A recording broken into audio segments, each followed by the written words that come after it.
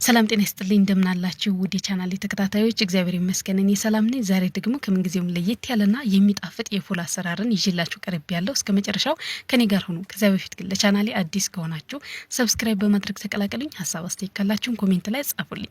ላይክ እያደረጋችሁ አብራችሁ ይሁኑ። ወደ አሰራሩ እንሄዳለን። እዚህ ጋር እንግዲህ እንደ ሁሉ ጊዜው በባቄላ ሳይሆን በቦሎቄ ወይም በአባጮማ በሚባለው የእህል አይነት ነው ዛሬ ፉሉን እየሰራሁ የማሳያችሁ።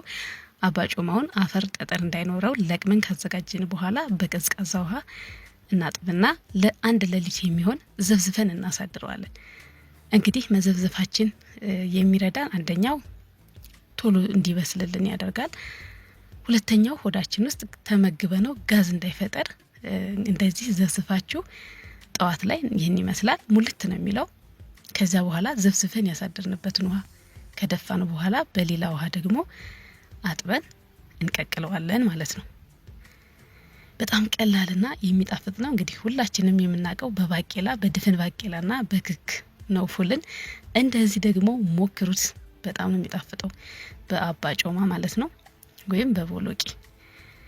እንደምትመለከቱት እንግዲህ ዘፍዝፌ ያሳደርኩበትን ውሃ ደፍቼ እንደገና በሌላ ውሃ እንደዚህ አጥቤ ካዘጋጀሁት በኋላ በደንብ እስኪበስልልን ድረስ እንቀቅለዋለን። ብዙ ጊዜ አይወስድም። ከዘፈዘፋችሁት ለአንድ ሌሊት ዘፍዝፋችሁ ካሳደራችሁት ቶሎ ነው የሚበስለው። ሰብስክራይብ ያላደረጋችሁ ሰብስክራይብ እያደረጋችሁ ተቀላቀሉኝ። እንደዚህ አዳዲስ ቪዲዮ ስለቅ እንዲደርሳችሁ ታደርጋላችሁና ሰብስክራይብ አድርጉ። እንደምትመለከቱት እንደዚህ አድርጌ መቀቀያ ድስት ውስጥ ካደረኩ በኋላ ትንሽ ውሃ በርከት ያለ ውሃ ጨምረን ከዛ እንቀቅለዋለን። ጊዜ አይወስድም፣ ቶሎ ነው የሚበስለው። ቶሎ የሚበስል የእህል አይነት ነው እንደዚህ ከዘፈዘፋችሁት ማለት ነው። ከዛ እንግዲህ በደንብ እኔ ቪዲዮን ቆርጬዋለሁ። ሲበስል ይኸው ላሳያችሁ ነው። አንዷን ፍሬ እናወጣና ሙክክ እስከሚል ድረስ አይደለም የማበስለው። እንደምትመለከቱት እንደዚህ ጫን ስትሉት እንደዚህ እስከሚሆን ድረስ እናበስለዋለን።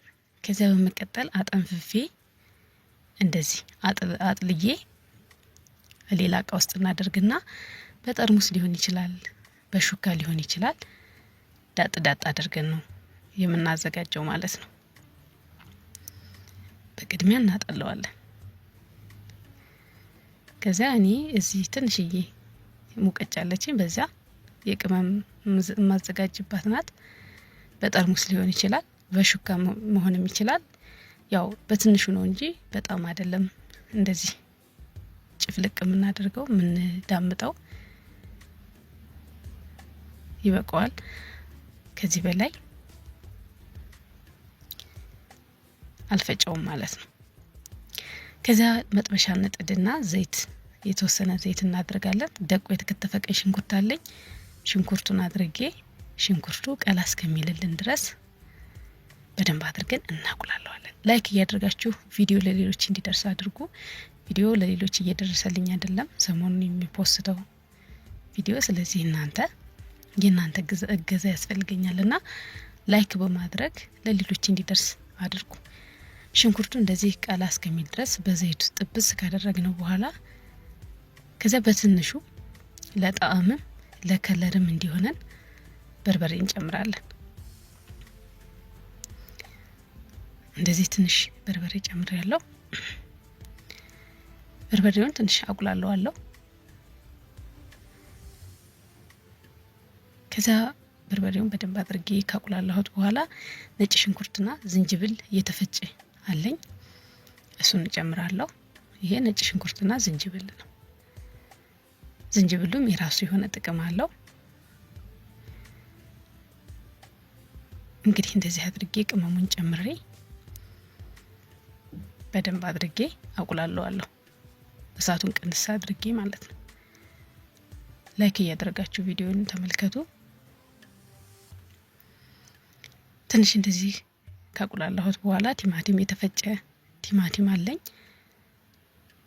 ቲማቲም እጨምራለሁ ወይም የቲማቲም ድልህ መጠቀም ትችላላችሁ። ቲማቲሙን ጨምሬ ደግሞ በደንብ ቁሌቱ ቆንጆ እስከሚሆንልኝ ድረስ ወፈር ያለ ቁሌት እስከሚሆንልኝ ድረስ እየከደነው አልፎ አልፎ እያማሰልኩት በደንብ አድርጌ ስጎውን እሰራለሁ ማለት ነው። በጣም ቀላል ነው። ማንኛችሁም ሰርታችሁ መጠቀም ትችላላችሁ። ከባቄላ እንደም ሁሉ ጊዜው ባቄላን ከመጠቀም እንደዚህ ደግሞ በቦሎቄ ሞክሩት። በጣም ነው የሚጣፍጠው። ፉልን በቦሎቄ ማለት ነው። ስጎይ እንደዚህ ቆንጆ ሆኖ ከደረሰልኝ በኋላ እዚህ ጋር የምጠቀማቸው ቅመማ ቅመሞች ከሙን፣ ቁንዶ በርበሬ፣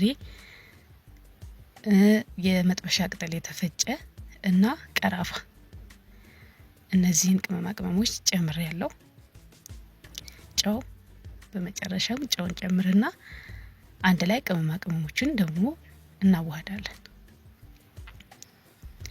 ቅመሞቹ የጨመርኩትን ላስታውሳችሁ ቁንዶ በርበሬ፣ ከሙን፣ የመጥበሻ ቅጠልና ቀራፋ እነዚህን ተጠቅሜ ያለው በጣም በትንሹ ነው። በተለይ ቀራፋ እንዳይበዛባችሁ በትንሹ ነው የሚጨመረው። እንግዲህ እንደዚህ ቆንጆ አድርጌ ጨውን ቅመማ ቅመሙን አስተካክዬ ካዘጋጀሁት በኋላ ስጎውን የቀቀልኩትን አባ ጮማ ጨምረዋለሁ። እንደዚህ አድርገን ከስጎ ጋር ቆንጆ አድርገን መቀላቀል ነው። ያው ሁሉ ጊዜ እንደምንሰራው ያው አሰራሩ የተለየው ፉሉ የባቄላ ሳይሆን የቦሎቄ መሆኑ ነው እንጂ ልክ ፉል እንደምንሰራው መስራት ነው። በጣም ቀላልና የሚጣፍጥ አሰራርን እያሳየኋችሁ ነው። ቦሎቄውን ከስጎ ጋር በደንብ አድርገን እንቀላቅለዋለን። ያነሰው ጨው ካለ ቀምሰን አስተካክለን ቦሎቄያችንን ሰርተን ፉሉን እንጨርሳለን ማለት ነው። ከዚያ ሌሎቹን ግብአቶች ደግሞ አሳያችኋለሁ። ማቅረቢያዬ እኔ እዚህ ላይ ሳህን ላይ ነው እያቀረብኩ የማሳያችሁ፣ ግን የራሱ የሆነ የፉል ማቅረቢያ ያለው ትንሽዬ መጥበሻ አይነት እሷ ካለቻችሁ መጠቀም ትችላላችሁ። እኔ ለዛሬ እንደዚህ እያዘጋጀሁ አሳያችኋለሁ። እዚህ ጋር ደቆ የተከተፈ ቀይ ሽንኩርት ከላይ አድርግበታለሁ፣ ፉሉን ከታች አድርጌ ማለት ነው። ከዚያ በመቀጠል ቃሪያ፣ ደቆ የተከተፈ ቃሪያ አለኝ፣ እሱንም አድርጋለሁ። እነዚህ ከላይ የምንጨምራቸውን ግብአቶች ግን ጨው መጨመር አለብን። ቲማቲም ነው ይሄኛው፣ አለማድረግ ትችላላችሁ።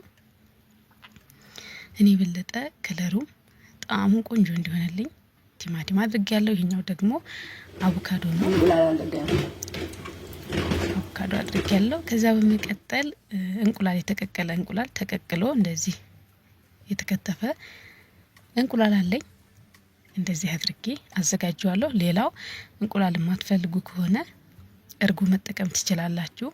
አቮካዶን መተው ትችላላችሁ፣ እንደ ፍላጎታችሁ ነው። ሌላው ፉል የምንበላው በዳቦ ወይም በቂጣ ቢሆን በጣም ይጣፍጣል የበለጠ። እዚህ ጋር ዳቦ አለኝ እኔ። እንደዚህ አድርጌ እንግዲህ በጣም ቆንጆ አድርጌ አዘጋጅቼ ጨርሻለሁ። በጣም ነው የሚያምረው፣ በጣም ነው የሚጣፍጠው። ቀምሼ ደግሞ በጣም ቆንጆ እንደሆነ እነግራችኋለሁ። በጣም ነው የሚጣፍጠው። እውነት ለመናገር ሰርታችሁ ሞክሩት። ስለተከታተላችሁኝና ስለምትሰጡኝ ሀሳብ አስተያየት ከልብ አድርጌ አመሰግናለሁ። መልካም ጊዜ